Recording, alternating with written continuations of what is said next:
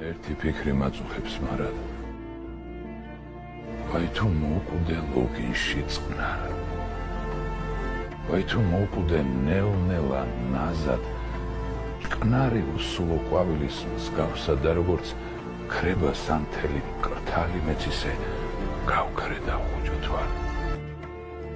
არა ასეთი არ მსურს სიკვდილი, მე მინდა მოკვდე ბრძოლით, ჭიდილით, მსურს მუხა ვიყო შეურიგალი, მაპობდეს მეხი, მგლეჯდეს გრიგალი, მტიდან კლდედ მოვწყდე უზარმაზარი, რომ სადამი წაშევწრა სანსარით.